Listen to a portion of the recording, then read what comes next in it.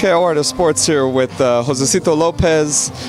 You're here at Freddie Roach's Smash Global honorary dinner, man. Tell us about this whole event right here. You know what? I got invited by some good friends and for a great cause. You know, to honor a great trainer in Freddie Roach and be amongst other great athletes. So it's an honor to be here. Everyone wants to know, man. When's the next fight day? When can we see you scrap again in the ring there?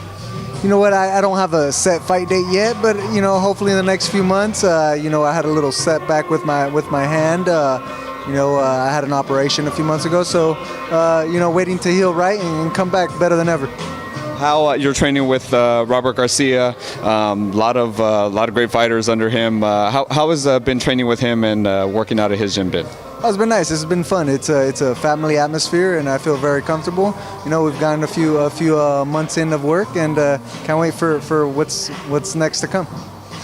Fight recently announced with two of your former opponents, Ortiz and Berto versus Victor Ortiz. Obviously, you knocked out Ortiz, and you were beaten by Berto. Tell us, though, sharing the ring with both of those guys, how do you see that fight going? I think it's a pretty good matchup. You know, they're both good fighters. They're both tough. You know what? So it's going to be interesting to see who comes up on top. You know. They've both been talking a little bit, so it's going to be interesting to see who stays on top. Is that the winner of that fight someone you'd be looking to get in the ring with? Winner or loser, it doesn't matter. I think I'd like to fight both of them. I think they're both equal for an exciting fight. And winner or loser, I'd like to fight them both. A couple big fights coming up. Want to get your opinion on them. First, Pacquiao Bradley, 3 obviously, but now with Bradley with Teddy Atlas. Do you think that makes a big difference, and how do you see that fight going?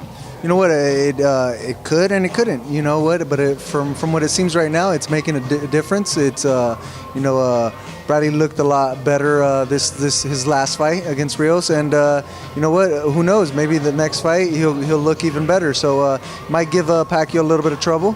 You know, it's an interesting fight. Who knows at what time Bradley's catching Pacquiao? He's on his way out. Who knows if he's not all there? If he's got, you know, there's a lot of things that go into consideration when you're, you know, predicting a fight. Yeah, definitely. And one of the biggest ones going to happen in May, Canelo versus Khan.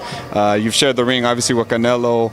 Khan's kind of more in your weight class, though. How do you see that fight going? You know what? The way I see it is.